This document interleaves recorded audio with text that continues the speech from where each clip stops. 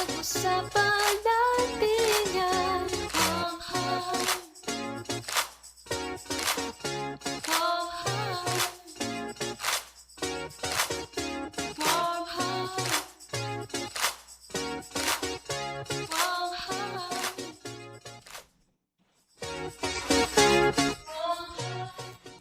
Blessed Sunday! Magandang araw po mga ka-Warm Heart. Welcome po sa isang episode ng Warm Heart dito sa Radyo Pilipinas World Service. Ang programang kasama ninyo sa pag-uusap tungkol sa mental health, emotional well-being at kwentong mahalaga sa ating buhay. Ako pa rin po ang inyong kasama, Drizzle Nanyong. Live tayong napapanood sa official Facebook page ng Radyo Pilipinas World Service. Kaya kung hindi pa kayo naka-follow, pa-follow na lang po para updated po kayo sa ating programa at live broadcast. Meron din tayong YouTube channel na Radyo Pilipinas World Service kung saan available ang ating replay at re-upload. Kaya kung may mga episode po kayo na gustong balikan o gusto ninyong balikan at pag-usapan ulit, pwede po ninyong panoorin anytime. Pwede rin tayong makapakinggan sa pamamagitan ng Evox PBS Receiver app. Para sa ating Android users, available ito sa Google Play Store, habang para naman sa mga iPhone users, hanapin ito sa ating App Store. Pagkatapos ma-download ang app, hanapin lamang ang Radyo Pilipinas World Service na logo na nasa likod natin at makakasama ninyo kami kahit saan man kayo naroroon. At hindi lang online ang Radyo Pilipinas World Service dahil para sa pagpapalawak ng ating reach, naibalik na natin ang Radyo Pilipinas World Service sa shortwave radio. Naging posible ito sa pamamagitan ng pagtutulungan ng ating mother agency na Presidential Broadcast Service at ng United States Agency for Global Media o USAGM. At para sa ating mga shortwave listeners, mapapakinggan ang Warm Heart tuwing Lunes na madaling araw oras dito sa Pilipinas sa mga frequencies na 9.920 MHz, 12.120 MHz at 15.190 MHz. At syempre, hindi natin pwedeng makalimutan ng ating katabing istasyon na Radyo Magazine 1278 kHz. May mga replays tayo roon tuwing Sabado at Linggo mula 1:00 ng hapon hanggang 2:00. Kaya tara, samahan ninyo kami mga ka-Warm Heart sa ating mga kwentuhan ngayong araw na ito.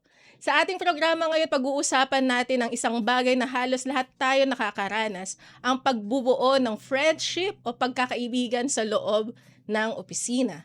Ating aalamin dahil dito, alamin natin hindi lamang ang trabaho na ginagawa natin sa office tulad ng deadlines, meetings, emails, report, at kung ano-ano pang mga admin works and responsibilities. Kasama din dito yung mga kwentuhan, tawanan, kamustahan, at yung simpleng kaya mo yan mula sa ating mga katrabaho. Gaano nga ba ito kahalaga? Gaano nga ba ito nakakatulong sa ating mental health, sa ating mental well-being at productivity and motivation bilang isang empleyado at bilang isang government o lingkod bayan.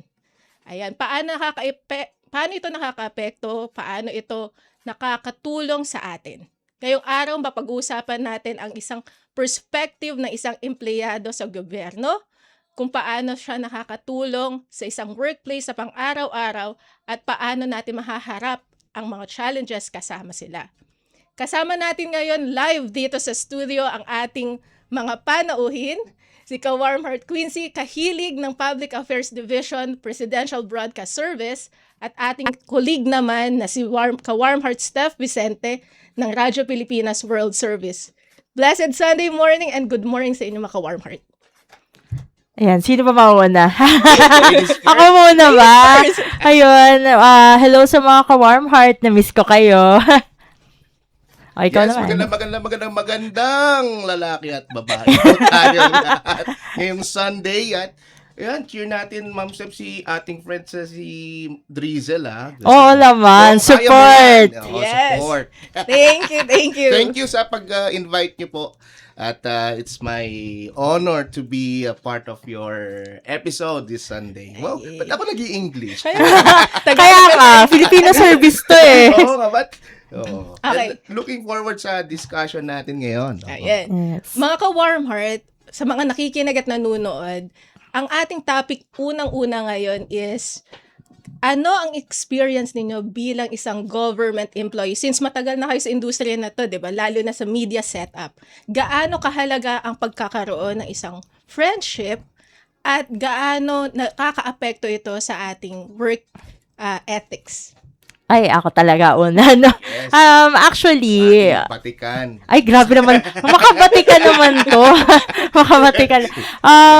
Actually, hindi, sa totoo lang, medyo may pagka-introvert ako. Kaya, ang ginagawa ko para maka-form ng friendships, actually, hinihintay ko yung another person na i-approach ako bago ako magsalita. Kasi hindi naman sa pagiging shy type, pero parang ako kasi kumbaga parang akong I know my place na kind of person, no? Hindi ako yung mag-a-attribute na kasi hindi naman ako extrovert, so hindi ko naman kailangan magpanggap, no? Talagang hindi ako yung hindi naman yung tipong nagsusungit, pero parang Hindi ba talaga masungit? ay hindi ako nagsusungit.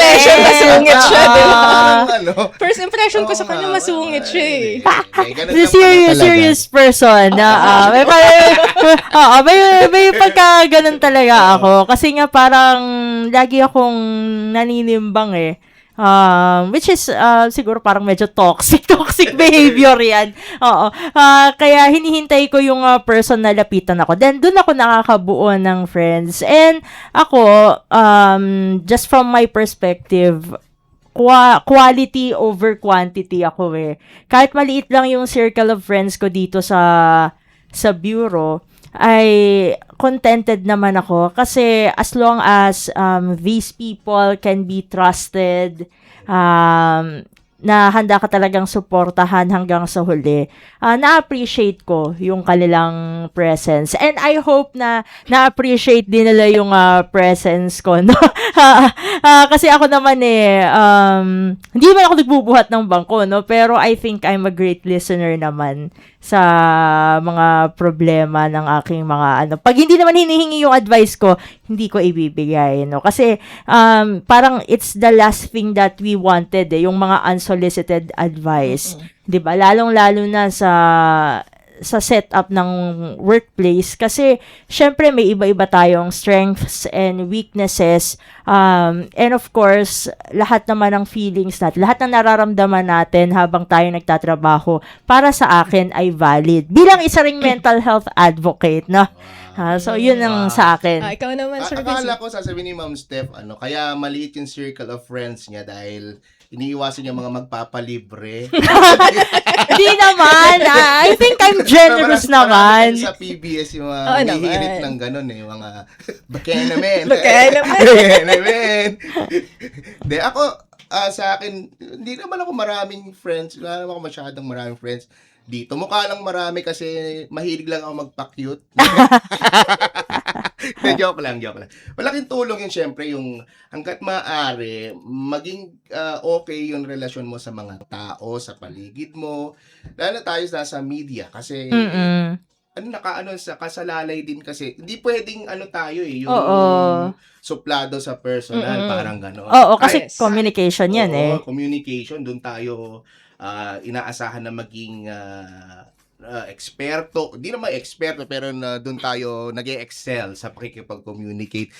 At syempre sa larangan natin sa media, kailangan natin ng connection. Yes. Yan, sa paggawa natin ng storya, sa pag-verify, sa pag-interview natin, gaya ng ginagawa ni Ma'am Steph, kailangan mag-establish tayo ng magandang rapport, ng friendship.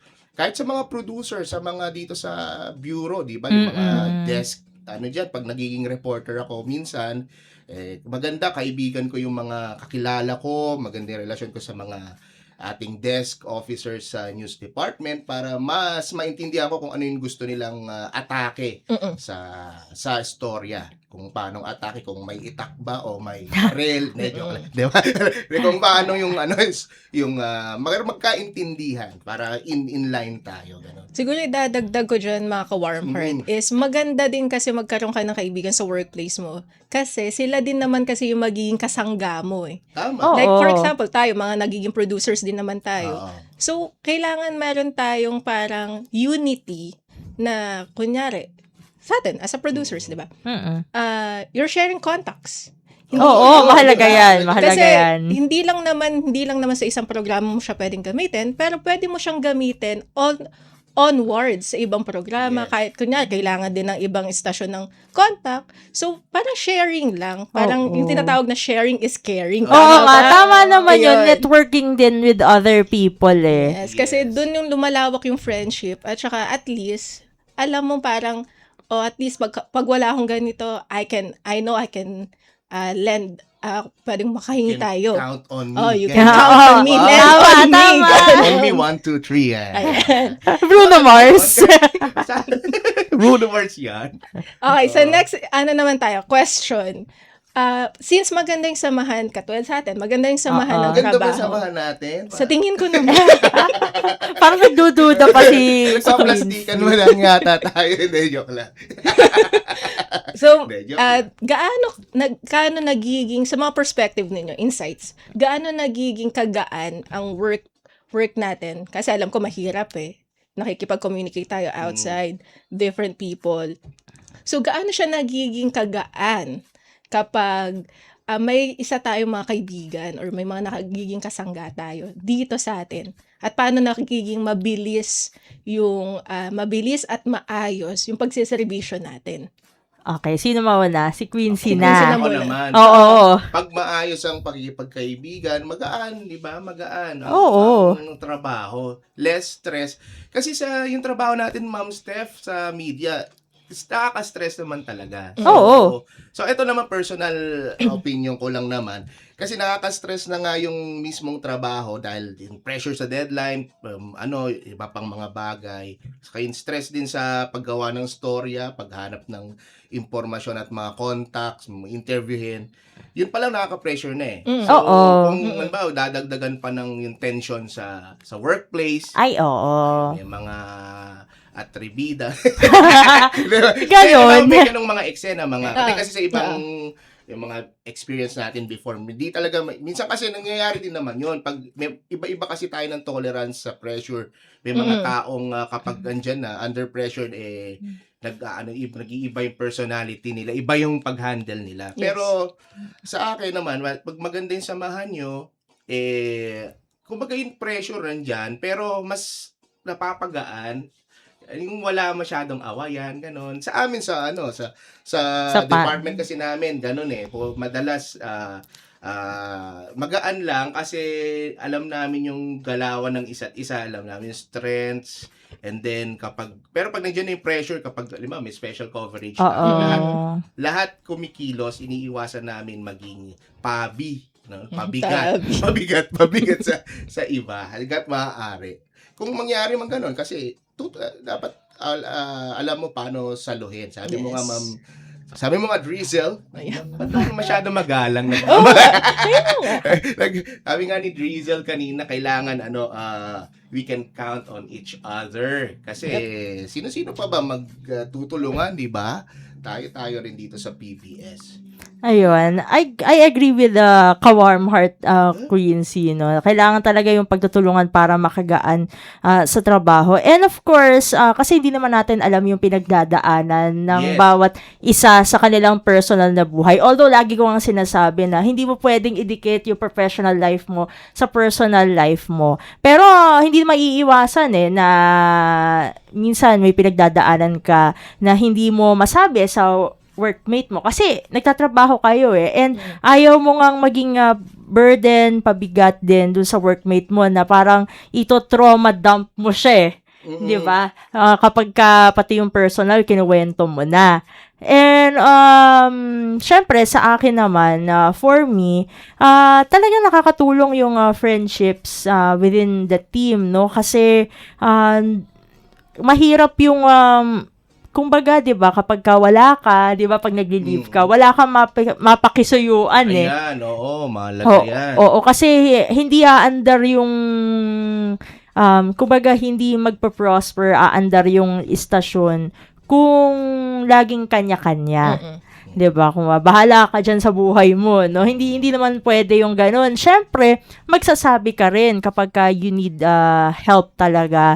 And that's the essence ng friendship within the workplace. Pero of course, we also have our boundaries, no? Kasi madalas kahit naman sa social media nakikita ko ito, no? Kasi pagka medyo blurry yung boundaries ng friendship dito sa office, baka or any kind of relationship, no, within the workplace, baka maging toxic kalaunan, no, tulad niya no, sa mga trauma dumping, and of course, and Dumpling yung siomay yun, di ba? dumpling yun pala eh. Yun. Mali. Oo, dumpling yun. Oo, kasi ano yun eh, actually, nag-usap kami ng former, na isa sa mga former colleague. Well, colleague pa rin naman natin siya, no? Hindi ko na lang papangalanan, no? Kasi, kaming dalawa, lagi kaming usap din, no, regarding sa personal lives, and parang mabigat na nga yung work, tas bibigat din kasi parehas namin alam yung mga buhay namin. So I think, no, minsan yung oversharing hindi rin nakakaganda, no, bukod sa mapag-uusapan ka na ano, kasi minsan meron talaga mga nadudulas eh. Mm-mm. Hindi naman maiiwasan yun kapag nawala sa isip na, ay, hindi ko pala to dapat ikwento sa iba, no? Pero kahit dun sa mismong, dun sa interpersonal relationship ng dalawang magkatrabaho, mahirap din yung nagdadalahan kayo ng inyong mga personal burdens, no?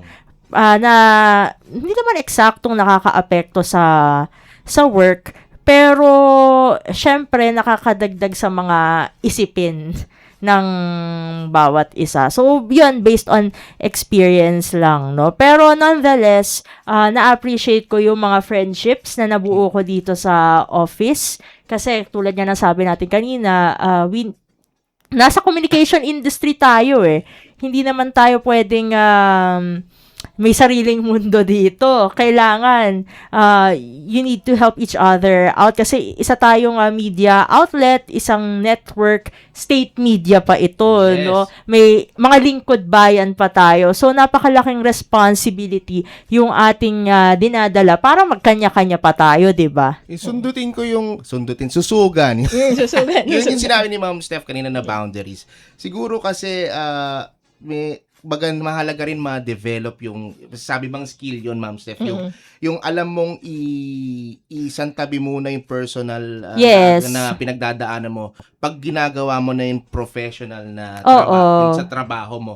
Kasi minsan, naiintindihan ko naman sa mga mas bata, parang tendency talaga parang naapektuhan yung kanilang trabaho, yung kanilang pinagdadaanan. Pero as you mature kasi parang na-learn mo, natututunan mo paano siya isantabi, wag mo nang isipin yon yung ano. Kasi yun yung mahalaga sa work natin sa media.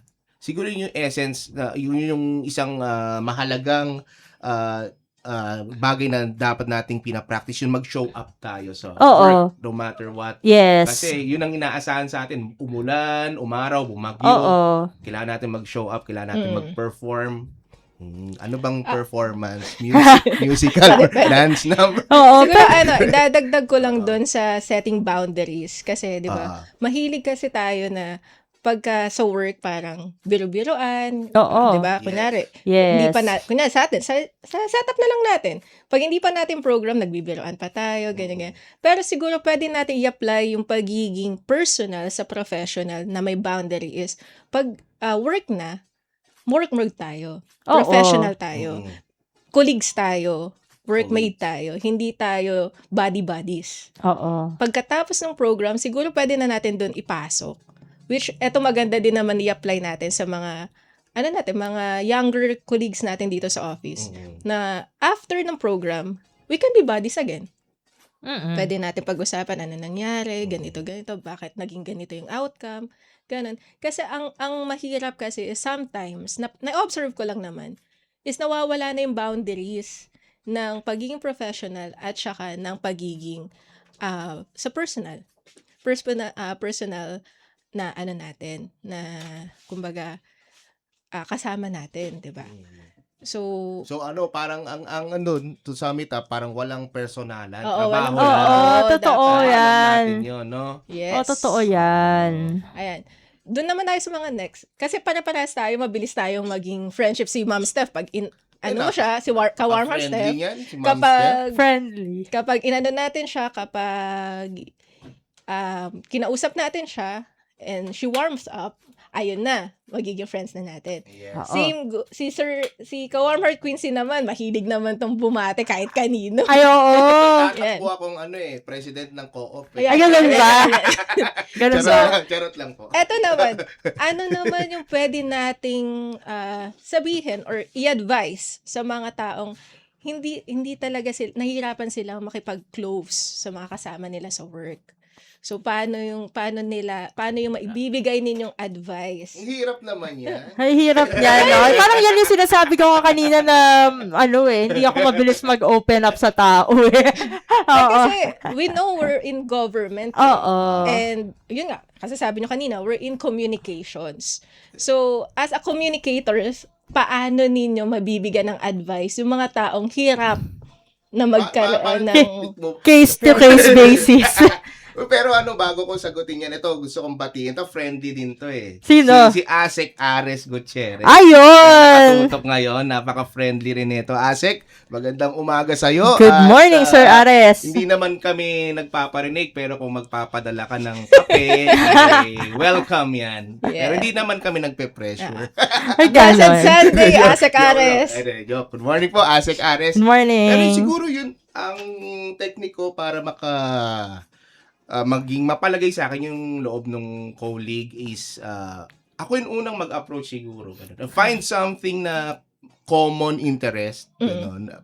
Pag-aralan mo yung tao, katanong-tanungin mo. Kasi ako, di naman sa lahat, may mga taong iba yung personality, parang seryoso, yung dating niya seryoso, masungit, gano'n. Pero hindi naman pala gano'n. Ako ang technique ko, pag napatawa ko na, ibig sabihin ano na siya sa akin, parang Nag-work okay, out na. nag-open na. Pwede na to, pwede out na. Wow. Alam mo, nag-joke ako tapos tumawa. Ibig sabihin nag-loosen up na yung tao. Pero bakit ang sa atin hindi? Sa Nagtanong ka atin, kasi away sa akin agad ng Zoom eh. Away Zoom agad yung yung sa agad. atin. Zoom link yung hiningi niya. Nag-live siya dito. Sa away, yung nagsimula, Oo, away nag-away agad. na. Away. Simula sa- Ikaw, Ma'am Steph. Ako kasi, sabi ko nga kanina, medyo may pagka-introvert ako kahit nasa communication industry ako, no? So, medyo kakaiba yung case ko. Pero, as long as ako naman, kapag ka lumapit naman sa akin, hindi ko naman pagdadamutan ng sagot, no? Kapag ka tinanong ako, alam din yan, yung mga OJT namin, no? Kasi, parang ako din ang tumatayong isa sa mga tumatayong mentors nila, no? Na basta magtanong, ako naman sasagot kapag makikipagbiroan din naman ako, no? Hindi ko pagdadamot yung pagkakataon na maging friends tayo. Kumbaga, no? Kaya hanggang sa FB, ang dami ko ng friends, pati mga regional reporter. So, ibig sabihin, Oo nga, hindi eh, siya no? suplada sa personal. Hindi Oo, siya- hindi naman ako, mukha lang, no? Kasi, Tapos nag-a-accept naman pala sa Facebook. oo, add me. Ayan. Batiin natin, may nakikinig sa atin si Sino po? Ma'am Rosella Reyes na. Ay, Ayan, the mother, the mother. That's my Good mom, morning, my good prettiest morning po. mommy. Ayan, good Yeah. morning, Mother At Rosella. batiin na rin natin si John Paul Lumuntad. Ayun lang eh. Batiin natin. Watching from ano ba yan? Watching From the studio. from Visayas. From Visayas. Visayas Avenue. Ayan. Good So, mga morning, ka-warm sir. heart, kasi nga, di ba, friendship nga ang pinag-uusapan natin. Hindi nawawala yung tampuhan, yung misunderstanding. At saka, syempre, kahit papaano, may nasasabi ka dun sa nakakasama mo. Hindi naman kasi tayo perfect lahat, di ba? So, para sa inyo, paano natin ma-address to in a way na hindi masisira yung friendship, hindi masisira yung work professionalism natin, pero ma-address natin to na hindi tayo parang magtatanim ng sama ng loob na parang, bakit si ka-warm heart Quincy ganito, ganyan, di ba? Ayan. Sino sasagot? Ako muna ba? Ladies first. Ako muna ba? Sige. Ako naman kasi, it depends dun sa energy na binibigay sa akin nung individual, no?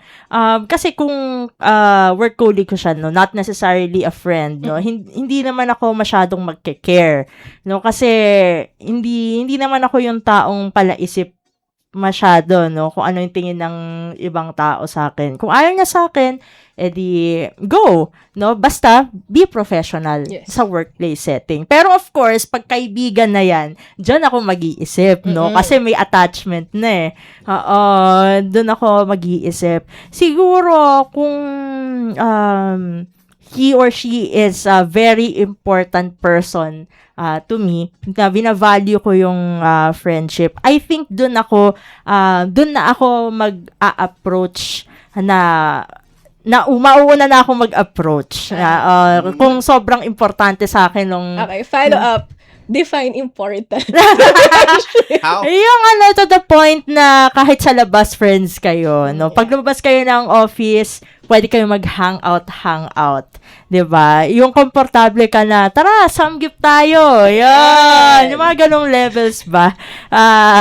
Ganun ko masasabi na importante sa akin. Yung hindi ko na matatawag na workmate or colleague friend. Yeah. Oo. Kapag nag-hangout kayo, kumbaga ibang level. Kasi friendship, iba-ibang level din Oo. Diba? Meron yung hi, hello lang, pero meron yung mas deeper ang connection mo. Siguro, for me, para ma-resolve yun, siguro pag-uusap lang. Oo. Saka yun nga, yung sinasabi kanina na setting boundaries, di ba? Yun lang. Yun sa akin. Saka yung pag-show up ka sa work, professional, tuloy pa rin yun, di ba? Kung meron mang di pagkakaunawaan behind the scenes, hanggang dun lang yun. Pero hanggat maaari, wag hahantong na maapektuhan yung trabaho. Diba? Oo. O kaya yun, meron pa yung iba kasi may mga nagsasabotage, di ba? May mga Oo ganun, nga. sa ibang mga company, may narinig tayong mga ganong mga istorya mga kaibigan natin nag-open up sa atin sa mga ganong nagsasabotage pa, humahantong pa sa ganong mga sitwasyon na sana wag nang mangyari. Wag iwasan para 'di ba, hindi tuluyang masira. Kumbaga, lumaki yung lumala yung problema. Siguro ito follow up ko lang sa inyong dalawa. Gaano kahalaga yung simple, tara lunch out tayo, tara merienda tayo. Para manglilibre ka ba? Lilibre mo ba kami? Medyo iniisip ko pa. Kidding aside. So, gaano to ka-importante? Kasi 'di ba meron tayong team building, may cultural tayo, may team out tayo. Pero bilang sa ating magkakaibigan, gaano kahalaga para sa inyo yung simple na tara, kain tayo sa labas, tara kape tayo. Na hindi natin kailangan ng parang internal motive, parang may kailangan pang sabihin. Or yung simpleng ganun lang, yayaan lang. Gaano kahalaga yon para lumakas yung friendship? Akin mahalaga yan, lalo na pag wala kang pera, tapos manilibre yung kaibigan. Tama, diba? tama. Totoo yan. Masarap ang libre. Masarap libre. Pero kidding aside, yun nga, mahalaga yun kasi dun mas, di ba Ma'am Steph, dun mas nag-establish yung bonding. Di ba kaya tawag natin minsan pag nag-hangout, nagbabonding kayo. Yes. Kasi hindi nyo mapag-uusapan yung trabaho, ganyan. Mas mas makikilala nyo yung isa't isa. Oo Sino nga. ba si Steph na hindi anchor as a friend. Yes. At Parang si Paolo Contis yun na as a friend. Parang iba na yata yan Iba na yan Vicente as a As a friend. friend. Di ba para mas makikilala mo yung tao, ganito pala yung personality, yung totoo na Steph Vicente. Ngayon, di ba? Yun yung mahalaga kasi mga ganong moment dapat nag-i-invest tayo doon para mas gumanda yung friendship. Kumbaga, dun sa simple na hangout na yon, mas lumalalim yung pagkikilala mo dun sa taong yun. Yes. Oo, tama. Siyempre, nagkakaroon din ng attachment as a friend. As a friend lang Kaibigan. Ayan, Ibigan. Hindi Linawin lang kaibigan. natin. Linawin lang natin. So mga ka-Warm Heart, magbabalik po ang ating programang Warm Heart. Kasama pa rin po natin ang mga ang mga guests natin na si Ka-Warm Heart Steph at si Ka-Warm Heart Quincy. Sa ating pagbabalik, magkakaroon tayo ng isang diskusyon tungkol sa attitude of gratitude. Magbabalik po ang Warm Heart. Stay tuned! Garantisadong solusyon at aksyon ang handog sa iyo ng Bagong Pilipinas Presidential Action Center. Sundin lang ang mga sumusunod para makakuha ng appointment. Para sa wala pang eGov PH app account, panoorin ang video para malaman kung paano gumawa ng account. Kung meron ng account sa eGov PH app, mag-login dito. Saka hanapin ang online registration tab para sa Bagong Pilipinas Presidential Action Center. Pindutin ito para makita ang available na government services. Piliin ang serbisyo na iyong kailangan mula sa listahan. I-upload ang requirements ng serbisyong kailangan mo. Pumili ng petsa at oras kung kailan nais pumunta sa Bagong Pilipinas Presidential Action Center. I-submit na ang iyong application at bigyan ng pagkakataon na ma-review ang iyong isinumiting requirements. Hintayin ang QR code para sa kumpirmasyon ng iyong schedule. Makakatanggap ka ng text message para malaman kung naaprubahan ito. Sakaling hindi ito maaprubahan, makakatanggap ka rin ng text message para ipaalam ang kulang na requirements sa kasubukang mag-register ulit. Kung nakatanggap na ng kumpirmasyon, maaari nang pumunta sa Bagong Pilipinas Presidential Action Center sa napiling schedule, dala ang QR code at ang mga isinumiteng requirements. Huwag kalimutang dumating sa itinakdang araw at oras ng iyong appointment. Pinapaalala rin na siguruhing may kumpirmadong schedule bago pumunta sa Bagong Pilipinas Presidential Action Center para maiwasang magpabalik-balik. Simple at user-friendly ang pagpapa-appointment dito. Kaya wag nang mangamba dahil sa Bagong Pilipinas Presidential Action Center, tulong ay Mabilis ang trivia, dagdag talino. Heto na ang Dagling Kaalaman. Alam nyo ba, kahit napakalakas ng isang bagyo, may partitong tahimik at kalmado. Ito ang tinatawag na mata ng bagyo.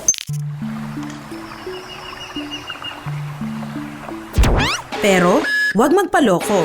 Pagkatapos ng mata, susunod ang eyewall, kung saan nararanasan ang pinakamalakas na hangin at ulan na kayang magdulot ng matinding pinsala.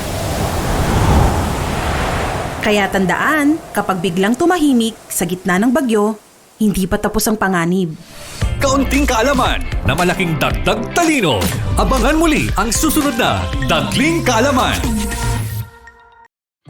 Attitude of gratitude. Attitude of gratitude. Attitude or attitude. Attitude of gratitude.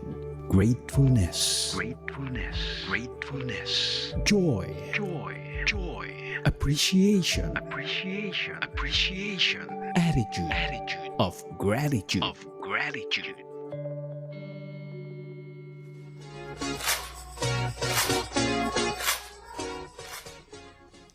At nagbabalik po ang programang Warm Heart. Ito pa rin ang inyong lingkod, Drizzle Nanyong. May isa na naman tayong segment na tinatawag nating Attitude of Gratitude. Pero bago po natin puntahan yan, binabati lang po namin ang Blessed Sunday Morning aming station manager na si Sir Ray Sampang. Yes! Yes! Magandang linggo po sa inyo, Sir Ray. At naku, nakakaban, nanonood pala si Sir Ray. Ayan. Sir Ray, nagpapasalamat ako dyan. Nabanggit mo yung gratitude, nagpapasalamat ako dyan dahil bukod sa magpapadala siya ng food. Hindi yun, good morning siya. Hindi, ito kasi nung pumasok ako, nung nag-exam ako dito sa PBS, siya yung ang pinagawa sa akin, gawan ko ng, isa sa mga pinagawa sa akin sa exam, yung paggagawa ng parang quote card o plug sa SOCMED, yung program niya noon na Bangon Bayang Mahal. So, yun yung ginawan ko. Ayun na, gusto naman nila yung ginawa ko noon. Ay, talaga? Kaya si Sir Ray ang isa sa mga first encounter natin na Ayun. At good Salamat morning, Sir po, Ray sir. Sampang, at Blessed Sunday po sa inyo, sa inyong family. Ayan. Yan. Guys, bago tayo pumunta doon sa segment nating Attitude of Gratitude, meron ako nabasa kasi sa comment. Uy, Ayun! Yan. yan.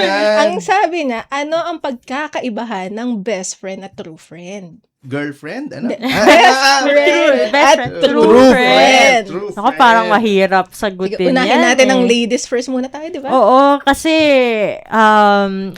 sa palagay ko, a true friend can be your best friend. But your best friend now may not be your true friend. Lalim. Mga ilang feet yan. Mga 10 feet yan. Parang kasing ganito yan, no? You can love the person you trust, but you cannot trust the person you love. Parang ganun lang din yung logic. Malalim pa rin. Logic yan eh. For me lang kasi minsan yung best friends natin, yung tinuturing natin na best friend ngayon, maaaring yun na yung ano mo, biggest hater mo now. Oo, yun nakakabasa ko lang nun sa SOCMED kahapon. No, yung mga taong maaaring tinulungan mo noon, minsan mong tinulungan, maaaring sila yung sumasaksak sa'yo patalikod.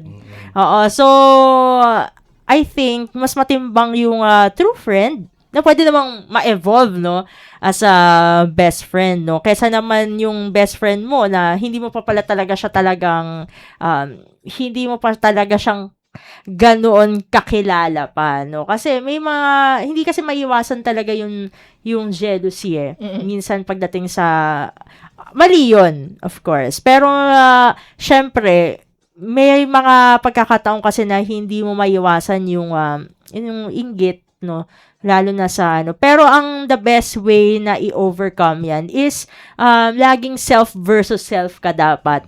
Hindi ka pwedeng self versus others. Improve mo yung sarili mo, tapos harapin mo yung friend mong yun, sabihin mo sa kanya, be truthful, be honest, na ganito yung nararamdaman ko sa'yo, sana wag kang magalit, gusto ko lang maging honest sa'yo. Ganon. Yan, Yes, wow. Lalim ng hugot ni diba? Ma'am Steph doon. Parang kasing lalim ng baha sa Sa Bulacan. Bulacan. Hindi na bumabaha sa amin, ano Hindi ba? naman. Ingat po kayo yung mga mga kababayan natin dyan sa mga nababahang lugar. Yun nga, speaking of, for me pagkakaiba ng best friend at true friend, hindi lahat ng true friend nagiging best friend mo. Sa'yo baliktad naman. Kasi may mga taong alam mo true friend, totoo yan na kaibigan, hindi ako iiwanan yan. Pero ibang level yung best friend eh. No? Iba. Although may mga best friend sa buhay natin, may mga best friend na nawawala, iniiwan tayo. Wow. Sa ere. May ganun talaga nangyayari yon. Pero yung best friend kasi iba eh. Parang iba yung tibay ng relasyon nyo, iba yung mas marami kayong pinagdaanan. Pero yung true friend kasi, madedetermine mo yon kahit hindi matagal yung pinagsamahan nyo eh. Sabi mo kanina, Ma'am Steph, na ba't ba ang galang ko ngayon? Oo nga, ba't ba ang galang mo today? Sabi nga ni Steph kanina na na yon kailangan yung span ng time na na pinagsamahan nyo, yun kasi magpapatatag ng nyo eh, ng pagkakaibigan nyo, and then eventually magre-evolve yun sa best friend, parang Pokemon nag-e-evolve. Yes. Oo nga, Yes, Pokemon nag-level pala up. eh. Ayan. Pero ito sa akin, para naman sa akin, mas importante sa akin ang true friend. True friend, mas mahalaga. Kasi ang best friend, yan eh, para sa akin seasonal lang. You can be best friends like tayo. Best friends tayo ngayon. Beshi. Beshi. Beshi, Pero after a while, mawawala kasi you'll find another one na, mas click kami nito eh. So, eto na lang si Beshi ko. Ang true friend kasi para sa akin, like yung mga childhood friends ko, mga college, high school friends, true friends sila in a sense na kahit matagal kayong hindi nagkikita, kahit matagal kayong hindi nagsasama, nandun pa rin yung bond, nandun pa rin yung closeness, and kahit anong mangyari, alam mong they have your back. Kunyari, eto lang, pagka may nagawa tayong kasalanan, typically tinatanong natin, uy, bakit mo ginawa yun? Oo. Bakit mo naman ginawa yun? Para sa akin kasi, yung mga kaibigan ko, outside the office, they never ask me, ba't mo ginawa yun? They always ask me, sige, paano natin ito ayusin? Ganun. Para sa akin, a true friend for me, is better than best friend. Siguro, Drizzle, yun kasi yung nangyari. Sa society natin ngayon, yun yung term na best friend. Beshi, best friend. Ay, dali na lang sabihin kasi. Kung kani-kanino na lang natin sinasabi, kahit sa media, sa mga palabas. Very casual na lang eh. Very casual na lang. Without realizing yung totoong Meaning. Deeper meaning.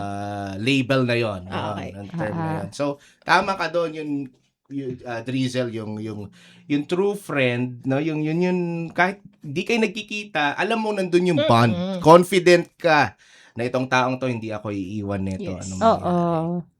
Ayan. So, pupunta tayo doon sa isa nating topic na attitude of gratitude. Attitude na yan, attitude. Attitude. Attitude, Attitude lang. Ay, Wala ay, yung ay, of wala, gratitude wala. eh. Ayan. So, dito pag-uusapan natin ang simpleng bagay na madalas nating nakakalimutan kapag sobrang busy na tayo, lalo na dito sa work natin, ang magpasalamat. So, ngayong episode na to, gusto kong sanang tanungin sa inyo, ano yung pinapasalamatan ninyo sa araw na to or sa mga susunod na araw o mga nagdaang na araw? Ka-Warm Heart, Quincy? Ako muna. Okay, ikaw muna, go. Salamat ako dahil may magpapakape. Sa pangalan, tago natin sa pangalang Asek Ares. Joke lang po, Asek. Hindi, ako pinagpapasalamat ko this week. Itong week na to ay, for me, productive sa akin itong week na to kasi medyo marami tayo na produce na story, feature, kapag na nagustuhan ng ating mga bossing, kagaya ng kasi maraming ang project ang government ngayon kasi yun ang sa amin sa Public Affairs Division ng PBS, mga ka-Warm Heart, yun yung task namin, i-highlight yung mga ginagawa ng gobyerno. So ako ay ginagawa ko doon, nag-produce ako ng mga feature stories. At yun, marami, yung isang feature story natin about Pac Silica ay narinig ko may pang positive remarks and nakakapag-contribute din tayo ng mga news items. And ano pa bang pinagpapasalamat ko ang yung safe naman lahat kami kahit sa family. Although ay pinagdadasal ko yung mga kababayan nating mga naapektuhan nitong mga masamang panahon, nitong mga nakaraang araw, yun pagiging safe and healthy ng pamilya. Yun.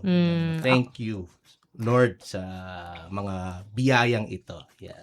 Oo. Ako, nagpapasalamat talaga ako kasi ito lagi-lagi ko naman to pinagpapasalamat na may trabaho ko ngayon. Meron akong nadadalang food sa pagkainan namin. Nakakatulong ako sa aking family. And of course, nakakatulong na ako. Nagagawa ko pa yung passion ko. Kasi this is my dream job. Yung pagiging... Pareho tayo, talaga naisingit yun. Pero totoo, talaga simula pagkabata ko pa lang, talagang pangarap ko na maging isang broadcast journalist. At itong pagpasok ko sa PBS ang nagbigay katuparan dun sa dream job ko na yon. So, I'm very grateful every day. Lagi ko pinagpapasalamat na lagi akong may pagkakataon na gawin yung pinangarap ko lamang noon na pagiging isang broadcast journalist. And nakakatulong tayo, lalong-lalo na, alam naman natin ang mandato dito sa Radyo Pilipinas World Service, yung magbigay serbisyo publiko sa ating mga overseas Filipino workers, makapagbigay ng mga halagang impormasyon. Syempre, maipahatid tayo ang tulay sa pagitan ng pamahalaan at ng publiko regarding sa mga projects. And dahil nandito tayo sa World Service na itutuloy natin ng ating government sa ating mga OFWs para sila naman ay well-informed dun sa mga programs na isinusulong ng ating pamahalaan para sa mga maituturing nga na bagong bayani. And of course, hindi natin pwedeng kalimutan maging yung ating mga permanent residents or non-resident Filipinos, dapat din natin na kino-consider dahil syempre, hindi lang naman mga OFWs ang nagbibigay ng remittances dito sa bansa. Maging ang ating mga kababayan, kahit permanent resident na sila sa kanilang host country, ay nagpapadala pa rin sila dito sa mga kamag-anakan nila sa Pilipinas. So, very grateful ako na nagagawa ko yung trabaho ko, natutulungan ko yung family ko, natutulungan ko yung kapwa ko, and natutulungan ko rin yung sarili ko kasi I find ways to improve myself. Yun. Wow, ang galing. Ganda ng mga... Galing mga Miss Universe yung atake. As a woman. As a woman. ang ganda nung sinabi ni Steph doon na yung dream job. Ako rin, yun ang isa sa mga pinagpapasalamat ko kasi itong work natin dito, ang hirap para sa ating mga mga fresh grad ng Masscom, mahirap talaga makapasok sa industriya na yun yung talagang gusto mo. Oo. Na tina-target mong work sa media. Talagang kailangan mo patunayan sa sarili mo. Kaya nga, yun, isa sa mga pinagpapasalamat natin, nagkaroon tayo ng opportunity na mapunta rito sa ganitong posisyon at sa government pa, di ba? Saka, yun nga, yung makapaglingkod ka sa bayan eh. Yun Yes. ang napakalaking pribileyo, honor, di ba? Yun yung doon, yun yung mahalagang maisip doon kasi hindi lahat nabibigyan ng platform. No? Na dito sa World Service, napakagandang plataforma nito. Considering yun inyong reach at yun namin nagagamit din ng yung mga report sa iba't ibang integrated state media. Ay, good morning pala kay Asek Alan Francisco. Yun, talaga may pa-shout out. Na magpapapansit naman. Baka kay naman Asek po. Ares Kape, Asek Alan Pansit. Baka naman po. Ako naman mga ka-warm heart, ang pinagpapasalamat ko is nasamahan ako ng 2 kasama ko ngayon dito sa studio. May bayad to Tsaka ayun. Pero bago natin tapusin to or dumako sa isa pang question, may nakita kasi ako dito, sabi niya, "Alone we can do so little. Together we can do so much" by Helen Keller. Anong take ninyo dito? Siguro, individually kasi, we can do our job talaga, every day, gawin natin yung best natin for our own development. Pero kasi iba ng pagka pinag-uusapan yung pagiging lingkod bayan, talagang you have to do more talaga exert effort. At hindi mo kayang gawin yan mag-isa. At very thankful ako kasi dito sa World Service, hindi lang talaga World Service, mismo na team ang gumagawa para makapaghatid tayo ng importanteng impormasyon sa ating mga kababayan. Gusto mo na i-shout out, mamaya magpapasa sila kasi ako yung anchor sa APN ngayon. Oo. Yung ating mga regional, yung mga reporters from PBS provincial stations, very thankful ako, Kaya para sa akin, katulad na lang dun sa isang program, yung APN nga, yung Ang Pilipinas Ngayon, nagiging kumpleto siya kasi bukod sa aking mga kasama kong producers, yung ating mga technicians dyan, ay tinutulungan din tayo ng ating mga provincial stations kahit Sunday ngayon. Nagpapasa sila ng reports. So parang nagiging kumpleto yung paghahatid natin ng mga mahalagang updates. Hindi lang pang national, kundi pang regional, yung mga nasa grassroots, nalalaman ng OFWs kung ano din ang ginagawa ng pamahalaan sa iba't ibang mga probinsya, mapa-national government agencies man, or mga local government units. So, yun siguro yung idea ko dun sa sinabi mo, Drizzle. Ano ba yun? Home alone, the realest. Para kayo nga, para mag-isa ka, konti lang magagawa mo. Keller, alone we can do so little, together we can do so much. Oh, wow. For together we stand, divided we fall. Parang ganyan siguro. Para sa'yo pa. Ano yun? At yan po, nagtatapos. Hindi, ang masasabi ko, tama naman parang sinabi rin ni Steph, yung individually, kagaya natin, mga introvert. Mas gusto natin magtrabaho alone. Yes, may ganong tendency May ganong tendency na productive ka pa rin, mas productive. Feeling ko, madalas mas productive ka kapag mag-isa ka. Pero kasi, ang interpretation ko sa saying na yan, sa quote na yan, ay yung pag pinagsama-sama yung effort natin, mas malaking impact nun sa gusto na sa society, sa community, sa organization na yung kinabibilangan. At saka parang nakakapagdulot din ng humility sa tao. Kasi pag masyado tayo naging self-reliant, masyado tayo naging believe sa sarili, ako lang ang magaling. Tama yan. Doon din nagkakaroon ng tension Doon din nakakasira din yun ng samahan. Yes. Pag umakyat sa ulo, yung Oo. di ba, yung feeling mo, ikaw lang. Oo. Attitude sabi nga natin. Oo nga.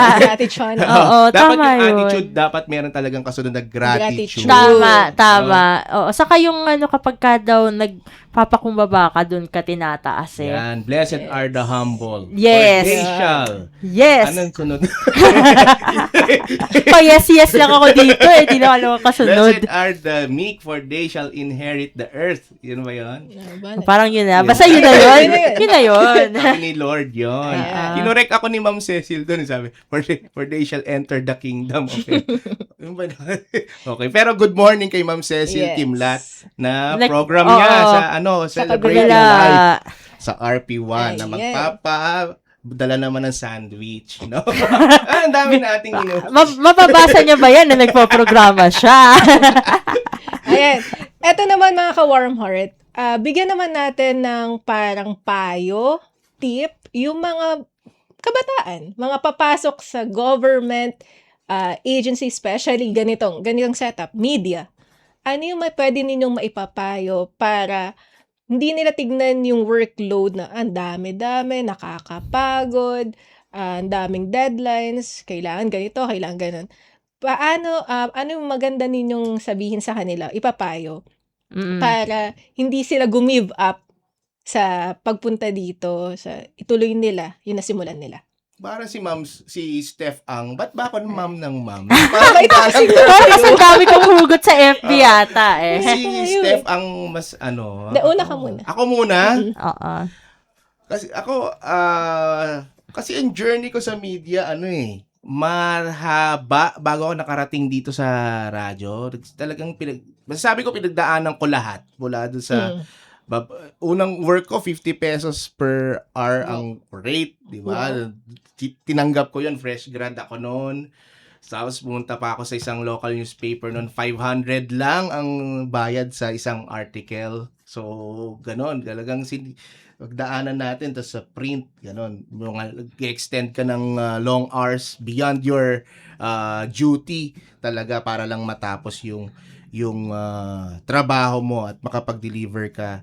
Dahil siguro ang mapapayo ko sa mga kabataan, wag mawawala yung passion. Wag niyo munang isipin yung sisikat ako, yayaman ako, magkakaroon ako ng impluwensya. Hindi yun ang essence ng pagiging isang media practitioner. Ang essence ay yung makapagbigay tayo ng impormasyon, ng tamang mga impormasyon mula sa mga totoong eksperto, mga reliable na mga source. Dahil itong mga impormasyon na to na dinideliver natin, yun yung makakatulong sa publiko sa pagbuo ng kanilang wise decision, informed decision. At di lang sa publiko, kundi maging sa ating mga kinauukulang mga opisyal din, di ba? So yun ang isipin natin. Kung ano man yung hirap na pinagdadaanan, yun yung mga struggle, it will pay then as you go on sa career mo eh. Yep. Kasi hindi mo man nakikita ngayon yung mga hirap na yon, yung bunga nun, magagamit mo rin yun. Doon din yun in the long run. Sa experience ko, parang nung last year, mag 1 year ago na pala yun, yung pinadala ko sa Cebu, after nung earthquake sa Bogo. Parang nung doon ko nagamit yung years of experience, parang doon lumabas. Kasi wala akong experience as a reporter talaga. Pero yun based doon sa mga nalaman ko sa school, mula sa working sa print media hanggang sa last gig ko sa TV, sa IBC as a news writer. Parang doon nabuhos lahat eh. Doon yung naipon na knowledge na yon, skills na yon. Binuhos ko lahat doon and yun, maganda naman yung ating performance doon. At kapag deliver naman tayo. Nice. Yun din, huwag kayong magsusuko. Huwag kayong susuko. Tiyaga lang at kayo rin ang makikinabang dyan.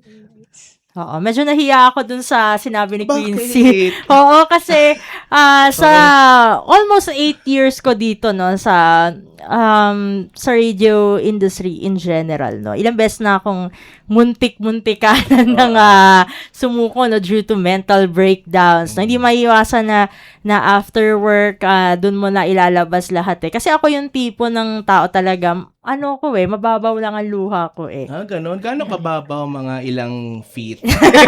Oo. Oo. So, may pagka-emotional ako at certain times, no? Pero, siguro, you just have to ask yourself, bakit ka ba nandito? Yun. Ano ba talaga yung purpose mo? Bakit ka pumasok sa industriyang ito? Gaano mo ba kagusto na nandito ka? Doon ako bumabalik eh. Kasi sabi ko nga kanina, dream job ko ito. So hindi dahilan na may times na vulnerable ka para sukuan mo yung bagay na pinaghirapan mo for the longest time. No? Kasi, syempre, may mga stress tayo to the deadlines. Meron din, of course, yung minsan, magkakatensyon kayo ng workmate mo. May mga ganong instances, hindi maiiwasan. Pero lagi mong tatanungin yung sarili mo, ano ba talaga yung purpose mo sa pagpasok mo sa media, lalong-lalo na nandito ka sa state media, no? Of course, to give public service sa ating mga kababayan. And syempre siguro lagi mo na lang din sabihin sa sarili mo na kumbaga, ngayon ka pa ba susuko? Parang ganyan, may mantra akong ganyan ngayon eh. Ngayon ka pa ba susuko kung kailan magwawalong taon ka na. Mga ganong levels pa. Ngayon ka pa ba kakawala, no? Ito lang naman ito yung sinasabi mo na dream job mo since grade 1 ka, ito na ang gusto mong buhay. Ba't ka pa aalis? Yung tipong kinalabang ko yung magulang ko dahil ayaw naman nila yung course ko na to eh. Gusto nila accountancy. Pinaglaban mo talaga to. Oo, inilabang ko talaga to sa aking parents, no. So hindi ito ang panahon kasi syempre may stereotypes, no, pagdating sa mass comm eh. And I guess yan din yung nararanasan lalong-lalo na yung mga college graduates. And kahit yung mga nag-aaral pa rin sa college na kikita ba talaga ako dito? Oo. Yun kasi may struggle na ganun eh, no? Lalo na ngayon, sa pag-boom ng social media, ang dami mong option na pwede ka maging influencer, pwede ka maging ibang larangan ng media. Lumawak eh, na? Masyado lumawak. Pero in journalism, parang yun nga, sabi ngayon parang may attack sa journalism dahil sa pag-evolve ng ating technology. Pero sabi mo nga yun eh, iba yung passion mo yan. Dream job niya kasi. Dream job mo Kumbaga dream come true. Saka yung job mo na yan yung nagbibigay ng purpose, ng direction sa buhay mo. Oo.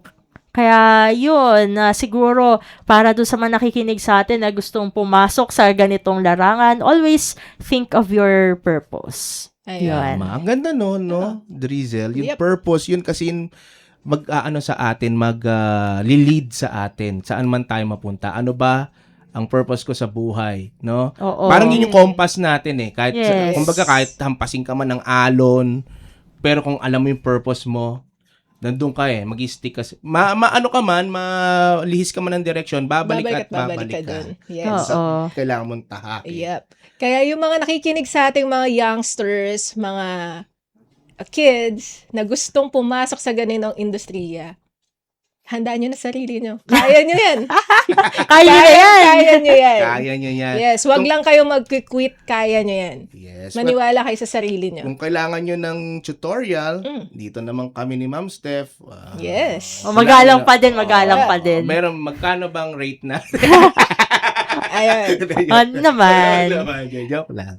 So, dito na natin tatapusin yung ating Friendship Edition. Tapos na? Yes, kasi alas 9 na. Ayan, maraming salamat sa ating mga nakasama, ka-Warm Heart Steph at ka-Warm Heart Quincy. Maraming salamat din po sa ating mga nakaagapay dito sa studio na sina Sir Leo Magpayo, Sir John Paul Lumuntad at si Ma'am Susan Aison. Uy, good morning, Ma'am Susan. Yes, Ma'am Sansu. Pandesal. Baka naman. Ayan. Kaya dito po nagtatapos ang ating palatuntunan sa araw na ito. Sana'y madami kayong natutunan. Sana na-inspire namin kayo sa aming munting talakayan. At muli, ako po pa rin ang inyong lingkod, Drizzle Nanyong, at ito ang Warm Heart. Ingat po!